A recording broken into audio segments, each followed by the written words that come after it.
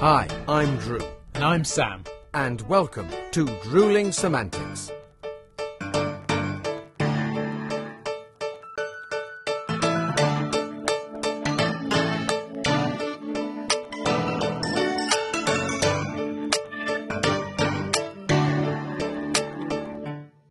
Well, hello! Hello everyone! And welcome to Drewling Samantics, which for YouTube viewers you will notice is not on Zoom. No? Other video chat messaging services are available. But no, we are at my flat, which will be familiar for long-standing Drewling Samantics viewers, listeners. Well, not for listeners, because they can't, but they'll know we've been here. Well, they'll know where we are, because we would say, well, here we are at the flat. Yeah. And we just said, here we are at the flat, so listeners will know that here we are at the flat. Here we are at the flat, my flat. Yes. We're together. We're within touching distance. We don't like to touch each other because, well, look, he's old and... I might break. Yeah, it's not where I was going. We'll stick with that. But anyway, here we are at my flat. So for those of you that have been here before, welcome back. For those of you that are fairly new to Drewling Samantics, maybe only joined us this season, welcome to my flat. Sometimes Drew and I come here to, I was going to say, to record episodes and to do some work. Yeah. We also come here to drink. Have a beer. Cheers, mate. Cheers. Which is a rarity, because obviously at the moment I tend to be on sort of protein shakes or weird replacement meal things, and you just drink tea or coffee. I just drink tea or coffee because caffeine I'm an old addict. fart. Yeah, well, yes, well. But cheers, everyone. Yes, we are here at my flat, where, to put it simply, it's fucking roasting. It's really hot in here. It's so warm. I mean, we do have curtains closed and lights on and recording lights and everything, and we're wearing, reasonably thick t-shirts, and and it's sunny outside, but it's bloody hot in here. It's so warm. I mean, we won't dwell on it. We've done episodes before. Feel free to go back and listen if you haven't already, or watch it if you haven't already. Episodes about the weather and how it affects our performance. Yeah.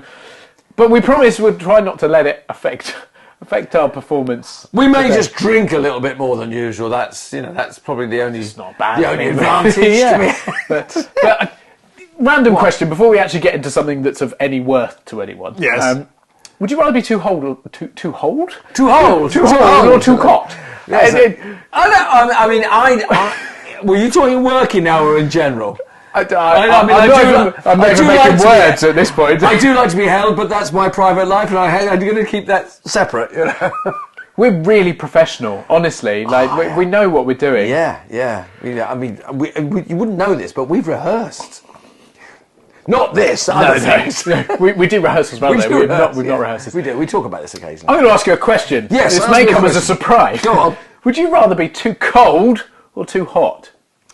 Are you talking about working?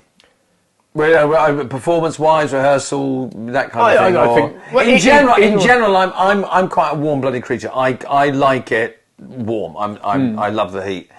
Working, I'd rather probably be too cold, or on the cold side than hot. But then if I'm too hot, too cold, neither of those. But I'd rather work in an environment that was a little bit cooler than a little bit too hot.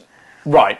Okay. I'm saying. I think when it's extremes of temperature, you're buggered either way. Aren't you, really? If you're on a set and you're freezing cold, then there's nothing you can really do. You can put extra layers on, but if you're in a costume, then you haven't got much choice. Exactly. Sometimes you can wear things underneath or what have you. In fact, and I'm going to err on the side of, I think being cold is better than being hot. That's where I sit. Because you can maybe do something about it.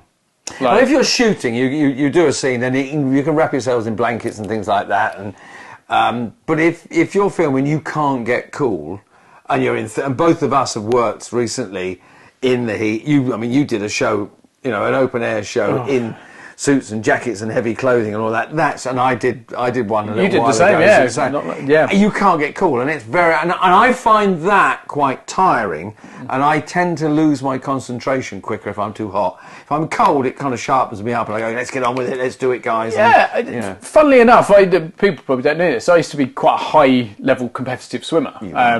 And I much preferred swimming in a cold pool than a hot pool, weirdly, because breathing and sweating, and it seems weird when you're in water, but you do sweat quite profusely when you're swimming like fast or extraneous.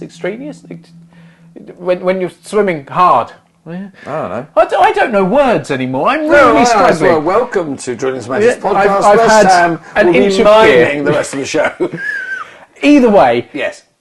dive into a cold pool and you're like, fuck me. And you swim because you're like, I want to get out of here. Yeah. Whereas in a hot pool, you're sort of like, oh, it's like being in my bath. So, yeah, but no, and there are techniques and things you can do. And I mean, modern filming is very different to probably when you grew up in the dark ages. There's all sorts of techniques you can use to. Yeah. In fact, I do, again, I think people probably know this, I do a lot of wedding modelling, as you know. So I work for companies and photographers, either modelling like suits or working with a company that will be doing wedding dresses, but they need a bloke for contrast, don't they, basically? Well, if you're at a wedding, you usually have a bride and a groom. You tend to. I mean, obviously, you know, it is 2025, lots of things you change. can have a groom and a groom and a bride and a bride. You Yes, can of course, indeed, yes, but of course... there are usually two people to make a wedding. Sorry to interrupt. Well, I would go as far as saying is there are almost always, not usually, almost always two people. I mean, I'm sure there was something in the papers about someone marrying a toaster, or there was one bloke that married himself, or some shit like that. But either way... Some woman married the Eiffel Tower a few years ago. Really? Yes. She married the Eiffel Tower. Wow. I Don't question the information you get on Drewling Samantics. We are full Oh, of... we know We're these full of things. it, I think. Well, is we the are same- definitely full of it, yeah. But yes, go on. But yes, so Sorry. I used to, I still do a lot of wedding modelling, but there was a particular company I used to work for quite a lot. And obviously, wintry photos look lovely, particularly if you've got some snow or it's very crisp or the grass is sort of like icy or what have you. The problem with that is that you can get cold. Now, a bloke in a suit, particularly if it's a three-piece suit, no problem, it's slightly warmer, put your coat on in between shots, but equally, you can have a nice vest underneath and maybe some long johns or something similar, some thermal underwear or what have you. The young ladies I tended to work with, unfortunately, were either in strapless or very sort of, not necessarily low cut, but it showed the shoulders or what have you, no sleeves. These dresses, they were freezing. So we had a technique. We used to, and it only worked for some of the shots, but we used to get a hot water bottle and we'd put it down the back of her dress or behind her.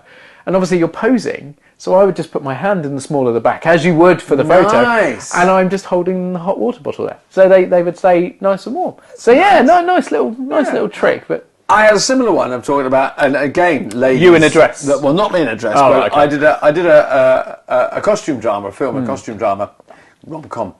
And the girls, we were filming in a castle. yeah. And the two girls within this particular scene were wearing sort of Jane Austen-esque Empire line dresses. So again, lots of shoulder, lots of décolletage. Period wear, essentially. Period wear, yeah. And they were, bless their hearts, very cold. And the guy on sound said, I have a little surprise for you guys. And normally... Which is always worrying. Which is always worrying when the sound man has a little surprise for you. But he had heated pouches for your mic packs. Now these are tucked away. You know, sometimes if you're a guy in a suit or a costume, you have it in a pocket. The girls are wearing them on belts beneath the costume with the pack behind them, so it didn't. Which is what you would normally do in theatre. You would normally have a mic belt right underneath your costume, particularly in a lot of theatre where you're doing costume changes. They're sort of the very base layer. Yeah. Because then it's all hidden away, but it keeps it in there and it keeps it safe and secure. Yeah. So he gave his hand is and they put these things with the pouch at the back so it didn't destroy the line of the dress. And we were sitting quietly and we're working with an actress who she was very quiet, very sweet, very demure, incredibly professional. And we were within this castle. We weren't allowed to have any heat. We had restricted light because everything in the room was historic. It was, you don't want to damage anything. You know, all the fabric and everything could be damaged. So they kept it particularly cooler to protect the fabrics in this beautiful room. So we were all cold. Now, as Sam said, as men, I had thermal layers on underneath, and everything. Shove my hands in my pockets to keep your hands warm. You know, have a little break from the shop, put your hands around a warm cup of coffee or something. But the girls were bare arms, bare shoulders. They were cold. So the sound man said, I have these heated pouches for you girls. So they had these little pouches, one on the back, and it was lovely. And they sort of stood there with their hands on these pouches. And this very demure very quiet, professional actress went, I'm going to put this on my pussy. She was American, so I did a terrible accent. And there were about 20 people in this room in the shot, and we all went, what? And she said, yeah, I'm going to wear this next to my pussy. And she turned round and unzipped the frock to reveal a T-shirt with a cat on the front. And she nestled this beneath her dress next to this picture of a very charming little pussy. And that was her pussy. And she had reduced everyone by then to tears of laughter, which warmed us all up. But for the rest of the day, we would turn around and go, is your pussy warm? My pussy's very warm. And you can get away with it. Legitimately get away with it, you know. Which Welcome to Drewling Samantics, where we're totally PC. Or pussy. Right, enough. No, none of that. Let's get away from that. Let's talk about something that people actually want to hear. Yes. Is there anything people actually want to hear? No, we were chatting before we stopped recording, and we've both done some we've both been auditioning recently, and we chatted about auditions a little while back, and obviously what you want to do when you go to an audition is get the job. Yes. And we deal with rejection and whatever, but there are some times where, and I was saying to Sam, have you ever, and we both went, have you ever gone for an audition, got a job, and then for whatever reason gone, I don't want it now, I'm going to have to turn it down? And yes, there are. Sometimes you look at a schedule, one's schedules change, and you go, actually, I'm not available for that. Or they say, oh, we will be going on to extend the tour or whatever into, you know, and if you can't do all of it, then, you know, you can't do the job.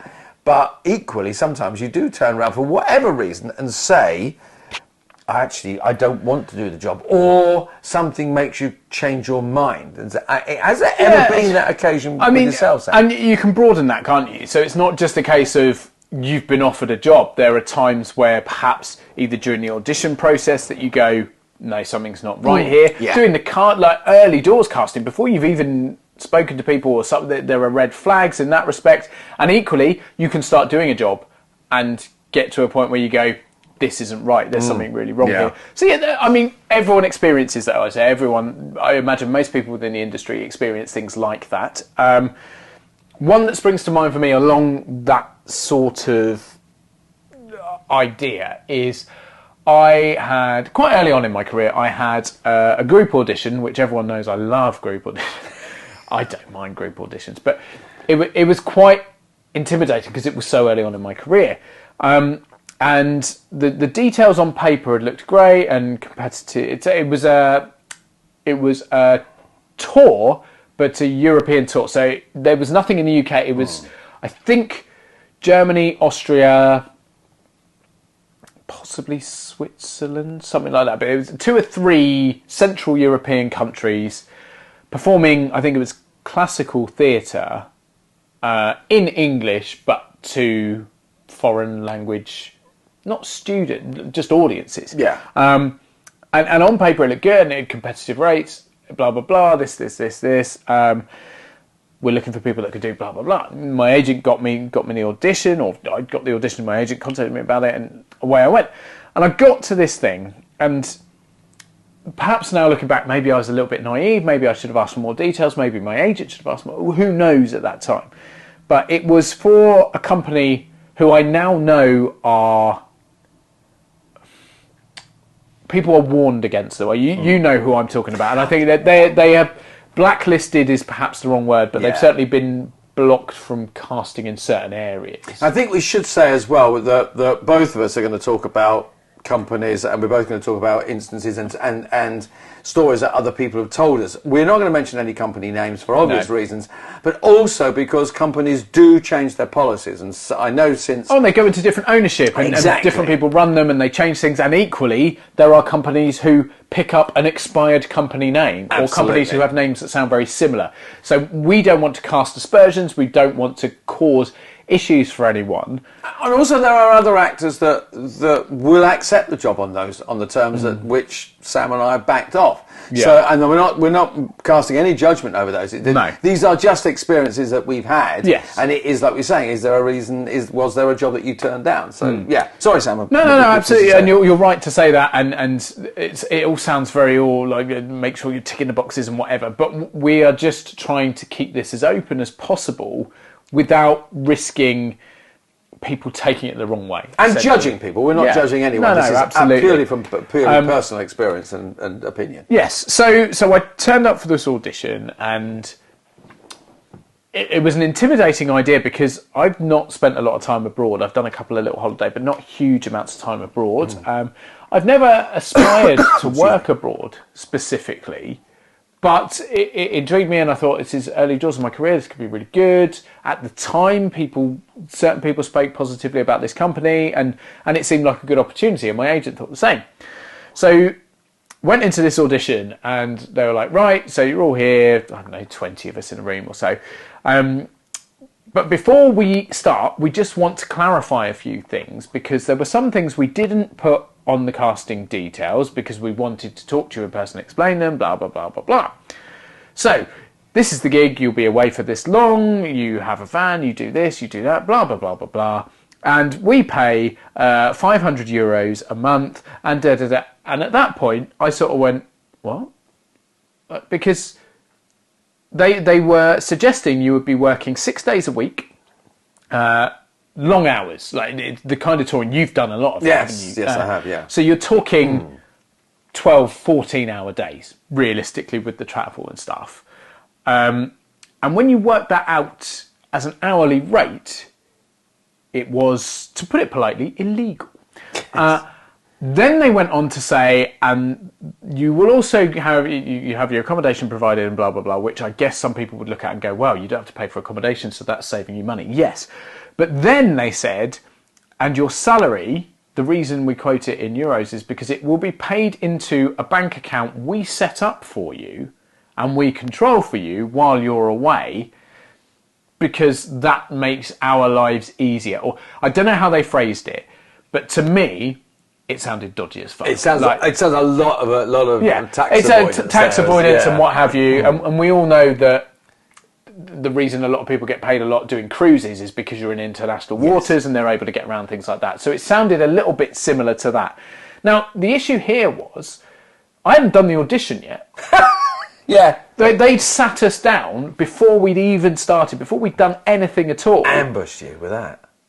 But looking around, no one else seemed to have batted an eyelid. I mean, I wouldn't have said that they would have looked at me and gone, hang on, Sam's not keen here, because you do the professional thing and you listen. And I went through the audition and it all went very well. And I spoke to my agent afterwards and I was like, look, the audition went well, but here are my concerns. And she went, yeah, fucking right, you should be concerned. Run a mile. Yeah, we're not touching that. I think I did get off the roll. I think we politely turned it down and then quietly reported it to the right people. As I say now, I don't know, I imagine lots of people reported it, and as a result, I don't know if they're no longer trading. Do you know if they're... I think, and I know the company to which you're referring, and I think they are still trading, but... changed a lot around. Have since, because they've become very successful, have no need to do that now. I think they must have rebranded as well, because I know the name is... There was. And certain actions, I mean, as a similar one happened to me, I was ambushed in a room and I went to an audition for someone I knew the chap that ran the company, and they were partners with a friend of mine who I'd worked with, and this person said to me, you should come and audition. We're doing a couple of open-air Shakespeare productions. There has been a company in the news very recently.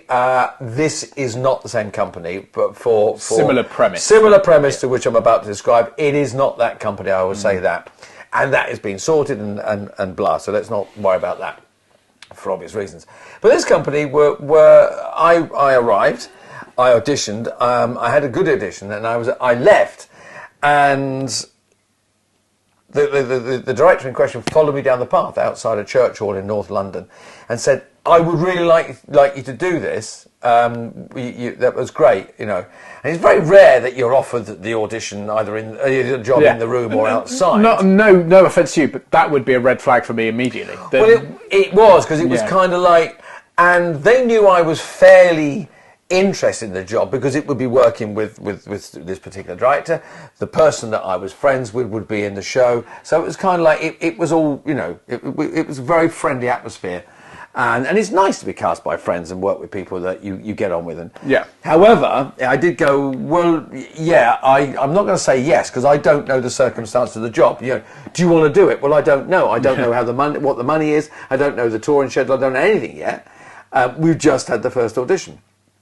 So, and the guy said, and it was a guy. He said to me, well, look, when it gets to the end of the day, I'll give you a call. And I went, okay. I said, well, you may not want me, you know.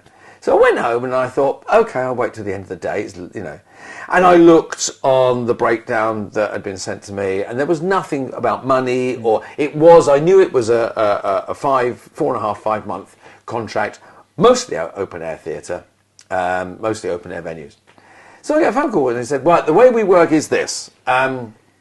We'll pay you, I think it was about 50, 60 quid. Accommodation would be found, 50 or 60 quid. And of course then, you know, you will be signing on while you do it. And I went, I'm sorry? Wow. And yeah, because, you know, you and I said, but yeah, and now I didn't like that because I want to work for decent money. Yep. And working out was like, yeah, even though you're finding my accommodation, 50 quid, and it was quite a few years ago, still doesn't cover my meals for the week or travel or anything like that. You know, sorry, this was 50 quid a week? This was 50 quid a week. Was everything in black and white? Right, yeah, as you say. I mean, what are you talking about? And it was like, well, I would be breaking the law because I wouldn't be, you know, as the rules were then, and I haven't signed on for a long time. I don't know where they stand now.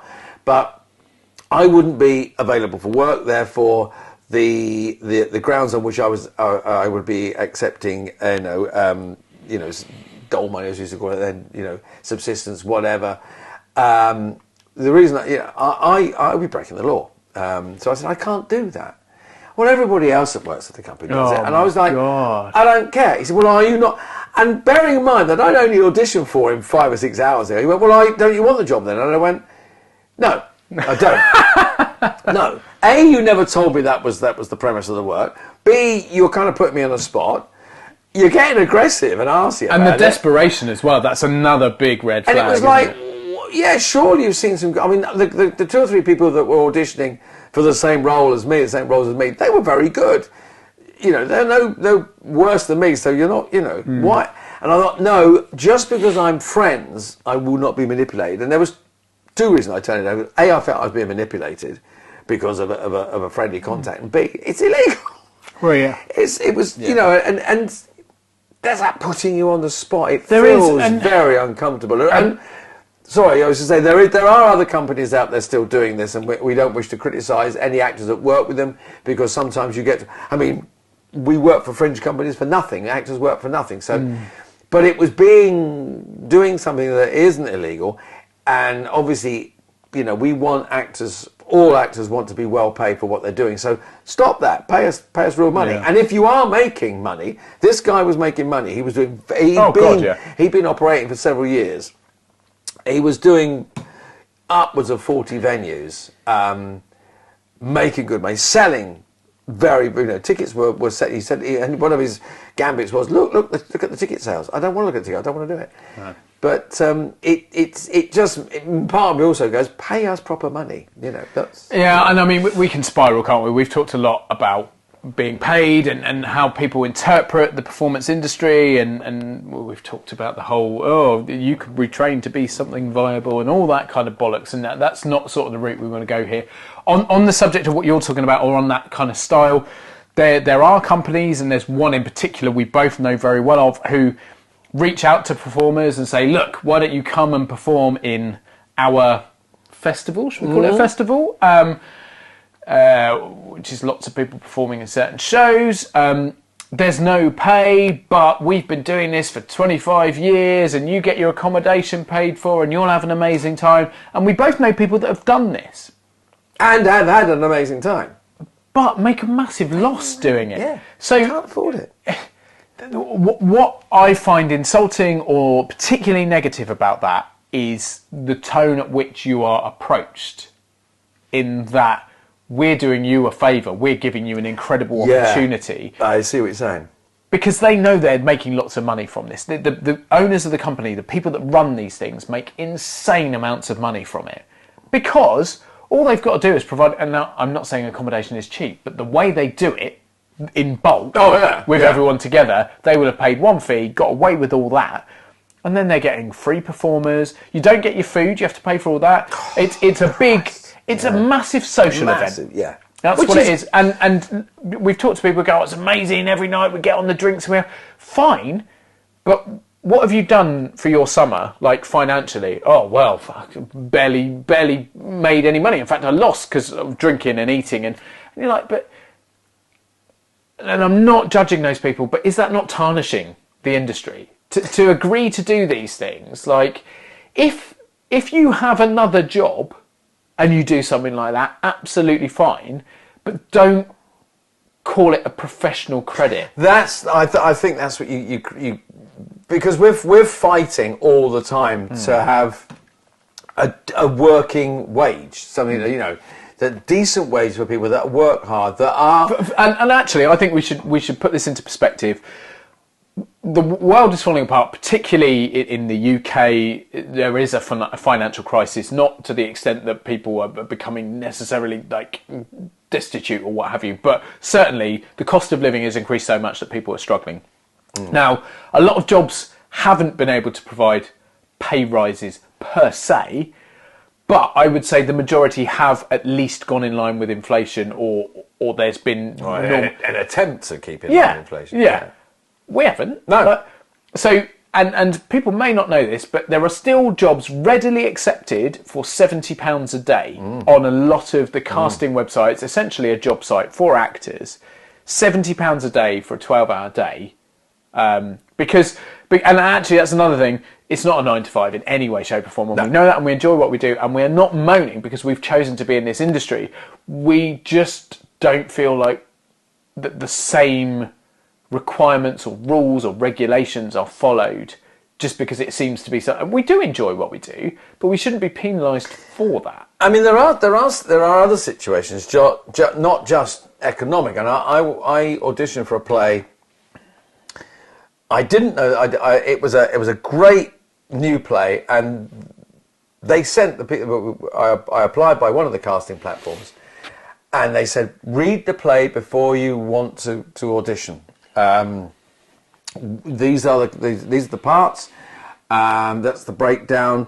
Think of what part you might want to play and audition for. Read the script. And they sent the script. They said, it is a new draft. It will obviously be subject to change as we rehearse, whatever, but you get the idea. And I thought, that's great. That's very open. I can read, and you read the whole play, So I read it, and the part that I was auditioning for, it was 2 parts actually. It was a double role, and I went, fabulous, I'd love to do this. And there were certain elements in it that you went. There was quite a lot of nudity, but all women. There was no male, and there was particularly one part, and I thought that is a very brave, actress, and I use actress because it was a female role. Yeah. That was a very brave actor that takes that on. So anyway, I said yes. I went along to and it was a workshop audition. Samuel loved it, but we were in the church hall, and the first thing that really pissed me off was that there was 30 odd people, and we were all discussing the play, all thinking about it, all talking about the slight reservations that we all had about certain things in it. The people auditioning us were 45 minutes late. Ooh. There was no. They had a stage manager there, someone who was running the auditions. They were the stage manager of the company, and they were running with it. And they'd sent them a message saying, we're going to be late. There's actually no, we're stuck in traffic, we've got blah, blah, blah. We're just going to be late. Tell everyone to wait. We're going to be late. And we all sat there, and I was twiddling my thumbs, and I thought, we're all late. It happens. And they have rung to say we're late. It got to 45 minutes, and it was like, has anything else been said? And I being a bit of an old miserable bastard, went, so what's happening then? What's going on? Because we're all sat here and no one's saying anything. We've not been offered any, would you want a cup of tea or anything? Because it was in the church hall, there was nothing there.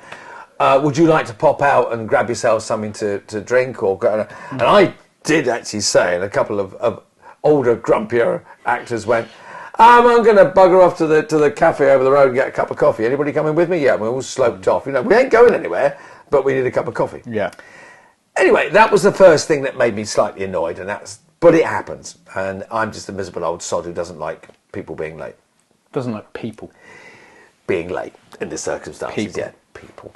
But anyway, they turned up, we sat there, and they described the production. And then the girls, and particularly the 4 or 5 girls that were auditioning for this particular role, said, could we talk? And they went, no, we know what you're going to talk about. You're going to talk about the nudity. No, we're not going to talk about it.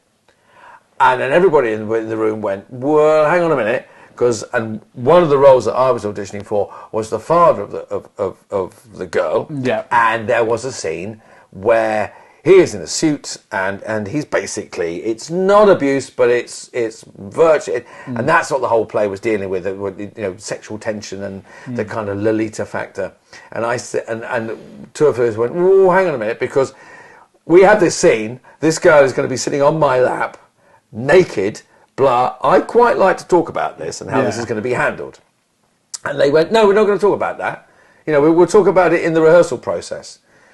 And I know at that moment, internally, I went, no, I'm really not happy with this, because if they're being underhand about this, which should be, and then one of the girls said, well, is there going to be an intimacy coach there? And he went, no, we don't need that, we're just going to rehearse it.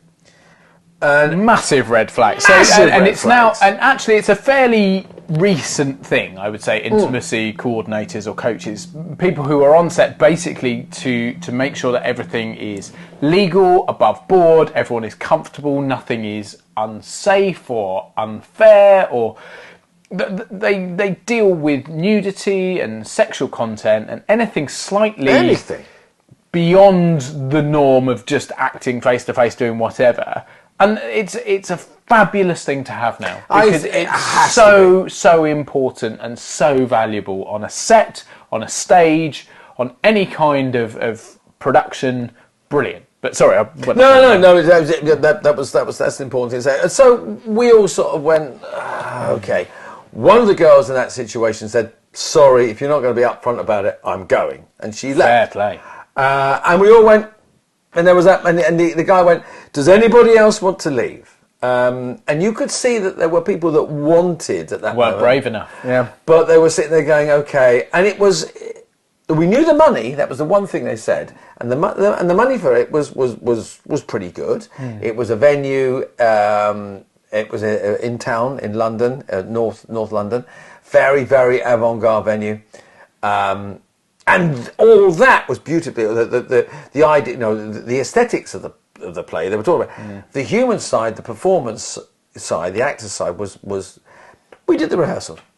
We did the audition, rather, and then they sat us all down. And then one of the girls went, I would like to talk about this. And the guy said, we're not going to talk about that until we get into... And then at that moment in time, about 20 out of the 30 people left sitting in the room went, we're out of here. We've gone. Wow. And actors, and we left. I subsequently found out that basically whoever was left in that room was cast in the play. Yep. And it got mixed reviews. However, everybody that did it were very unhappy about it, regretted doing it. The director was within that kind of work, was reasonably well known, but it was just one of those moments where you're in a room and you're ambushed and you think, it's the pressure, isn't it? It's am I brave enough to stand up to this? Like, do I speak on behalf of others? Like, do I make myself look a twat? Because that's how you feel inside. Yeah. I mean, it's not a similar situation, but I was on set working as basically a featured extra. Extras or supporting artists or what have you, featuring basically means you've either got, what do they call it, creative reaction, lines, or basically a cutaways where you're beyond just crowd, not as an insulting term, but you are a character, so to speak. Yeah. You are a role rather than... You have an identifiable moment. Yes. And the way the sort of the crowd or the general extras, the supporting artists were treated was not good. Ooh. The stars, the main actors, were treated like royalty. And there was a particular moment where one of the ADs or one of the directors spoke to one of the female supporting artists in such a derogatory way that actually, myself, I'm not trying to, I was the hero, not at all. Myself and a few others went, no, hang on. You don't do that. You don't speak to someone like that. She ran off in tears. We were like, look, you need to go and apologise to her and not doing that. Right, fine. And a lot of us left. And again, like as we said early on, we're not going to name stuff and we're not going to sort of identify things. But these things do happen. And there's lots in the news, or has been in recent times, about abusive directors, abusive photographers, people in very, very high places who get away with things, safety being sort of forgotten or left back because there's so much money, or the people in charge or the senior people are so revered that it's kind of like, well, we don't question him because he is blah. Things like Harvey Weinstein and Weinstein, however you pronounce it. The things he was able to get away with because of his position. And who was there was a female stunt performer, and it's really bad, I can't remember her name, but she was injured in a car because the director had gone, oh, we don't need to do that, blah, blah. It's like super, like, award-winning director, but was cutting corners. And a lot of people are starting to speak out, and then there was Blake Lively, wasn't it? Ryan Reynolds' wife. Shouldn't describe her as Ryan Reynolds' wife. Incredible actress, incredible female actor. She's a stunning performer. She had a court case against a fellow performer who had something to do with being sexually abusive or certainly derogatory, and that's gone back and forth. And these people are getting braver and speaking out, and we need more of that. Now, I'm not going to weigh in on any of these debates because sort of the people involved and sort of the courts and stuff, they're the only ones that know more of the real things. We get filtered media from media outlets, so we'll never know the truth. Things like the Johnny Depp case that was massive, or I know they're not performers, but Colleen Rooney and Rebecca Vardy. Yeah. We'll never know the full truth of these things because it's all not blown out of proportion, but it's all added to and exaggerated and changed and blah. It's all basically made more entertaining, more saleable, I guess. I mean, as I said, there was money to be made out of people's, pain, suffering, misery, suffering. Their search for restitution. But my point here was there are people, I think more so now, who are willing to speak out. I think we've talked a lot about how the world has changed and certain things go too far. Like, for example, we've talked about how should LGBTQ actors be the only ones to play LGBTQ roles. And there are certain interpretations, but certainly in the modern world, people are more ready to speak out, which is a good thing to an extent. And things like intimacy coordinators and having extra people on sets and having more support in the performance industry is very, very valuable. But equally, we need to be careful, and you still need to have your own values and your own worth, and you still need to look out for yourself as well. We are in an industry though where everybody is taking, we're all ready to stretch a point because we all want to work. Work is so difficult, and if you refuse to do something, you think, I can't refuse. Because there's always someone who will say yes. There's always someone who will say yes, or you're in fear of like, I'll never work again, or that director will never hire me again. Our desperation for work, to work and to be creative and to do what makes us ourselves, and B, earn a living. Sometimes we go, yeah, all right, don't worry about that, I'll do that. The regulations for that now are stopping there, but also, as you say, that people are going, you can't do that now. And the other thing is, a lot of actors that have power have started protecting actors that don't. Because if I'm on a film set with one of my currently favourite actors, Tom Hardy, and I know that Tom Hardy would go, Drew's not doing that. He is an actor that has people's backs, and I admire him for that. No, but also big actors are now, whoever they may, and I picked on Tom Hardy because I know he's that kind of actor. But I know there are big actors now that are around that will go, if we're on this film set, that isn't going to happen. Or you can look at someone, if you're in a scene, and you go, and they'll go, no, you ain't doing that. Yeah. You know, not while I'm on this set. That never used to happen, but now I think because and also because you say there is so much legislation that if I was on the set with an A-lister and suddenly something went wrong, their reputation would be tarnished, their pay packet would be affected, their future work would be affected. They are protecting themselves, now from top down, I think actors, whoever they are, actors, people, creatives, are protecting themselves. Yeah, I think it's extraordinary. The industry is changing for the good, but we're having to fight for that, and it's still a struggle, and it's still not straightforward. I think it's something people don't know about either, because they see the finished product. But and this is why we do what we do, because we want to throw light on or expose or give sort of airtime to these extremes. But the weird thing is that what we talk about in big media terms isn't saleable, isn't interesting, isn't exciting, or has less value, because we are not talking about the elite, those people who are the highest paid, most extreme, most famous, and earning the big pay packets, going on the big posters, the big movies that sell billions and do all these things. And don't get me wrong, they've earned the right to be there. The cream of the crop, the best actors have worked incredibly hard, no less hard than us, but equally as hard. We all work really hard, and they've been lucky. You make your own luck. We know that in this industry particularly. But some of it has to be luck, to be noticed, to be in the right scenario. But I mean, what we try and bring to light, and what we've always done, is deal with the nitty gritty, because that's what we have to deal with a lot of the time, and we're not complaining about that. But that's also what people who are listening and watching this, are.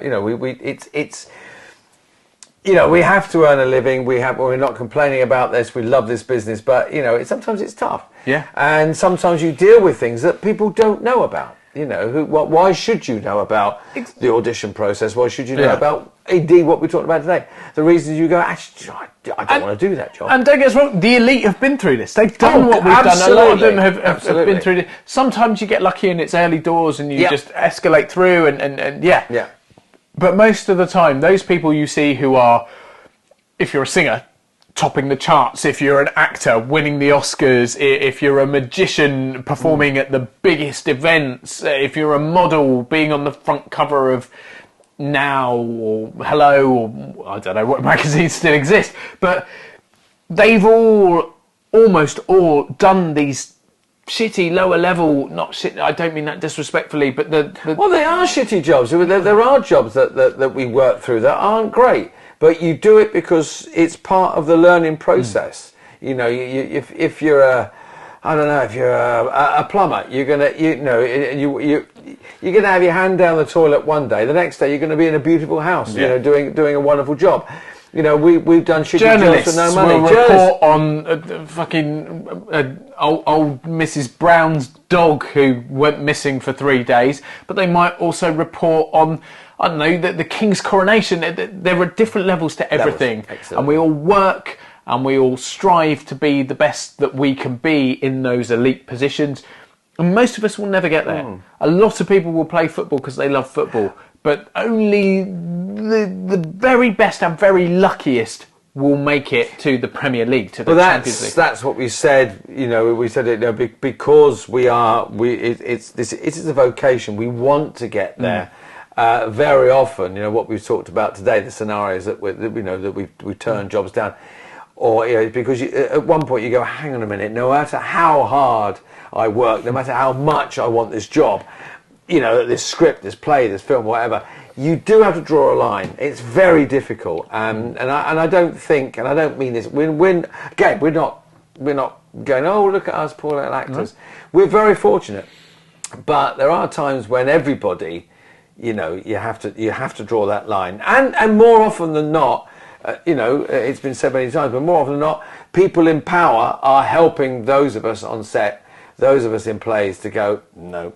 That shouldn't be done. I think you have to be brave. I think you have to be massively brave in this industry and willing to call things out and say no and stand up for your own worth. Yeah. And that is not unique to this industry, but I think it is a bigger part of this industry than some others. I think so. But there we go. Yeah. I mean, and that seems a bit of a downer, but the good thing about it is that the entertainment industry is beginning to pull itself around after The Unwelcome Guest. We've all... Can you believe we're saying that after, 5 years? It's like, everyone else is extraordinary, but we're still feeling the effects. Yeah, I mean, there was a I think something that is vaguely relevant. There was a report in the news recently about the entertainment industry and the service industry and restaurants and all the rest of it are now they're only just beginning to see a sea change, and that's it's because we're a little bit taken for granted, and also people don't understand. And as again, to say what Sam said earlier, it's the reason why this podcast started is because people don't see it, and we're not bleating. We're just bringing to light things that is our day-to-day bread and butter. We still love the business. We'll still keep on doing it, and we'll still keep on every week sitting here, as Drewling Samantics going, do you know about this? Because we're not complaining. We're just pulling the curtain aside. It's just awareness, isn't it? It is awareness. It is awareness, and hopefully, again, we always say, most weeks we'll say, if anybody has any incidents like this. Let us know. Talk to us. Particularly with something like this that needs to bring to light that where someone has been. We're not a campaigning podcast by any means, and we don't have any power. But we would like to if anybody wants to come on here and discuss something that affects them. Yeah, if it gives someone a platform, let us know, because we have a listenership and a viewership, and if that makes a difference, if just the two of us sitting here can help someone. Let's make that happen. If that happens, then we've done what we set out to do. Exactly that. To promote what we do and to make people a little bit more aware of what goes into it behind the scenes and what's involved that you don't ever see. Never see. Side of things. But that was quite insightful and philosophical. That was very philosophical and deep, isn't it? Yeah. Tell you what, should we bring someone else in next week? Because we've probably exhausted our ability to talk sense. Yes, I think so. I'm beginning to wring out quite dry on the sense front now. That's just a really Don't even go there. Don't even go with that image. Leave it, Sam. On that horrendous note, leave while you can. Yeah, run away now. Thank you so much for tuning in, everyone. We hope you've enjoyed. Come back next week. There'll be a third person who will talk a lot more sense than we just A lot more. Yeah. Cheers. See you next time. Cheers, everyone. Cheers, mate. Cheers, mate. That's good stuff. Lovely.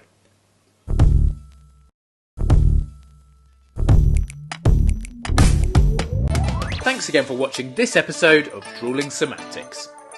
Please make sure you subscribe to our channel and turn on notifications so you never miss a new video. Don't forget, we're also available as audio only. Just search Drewling Samantics in any good podcast app. And please support us on social media. All our links and handles are on screen now.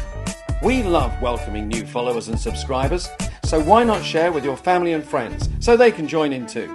Thanks very much. See you next time.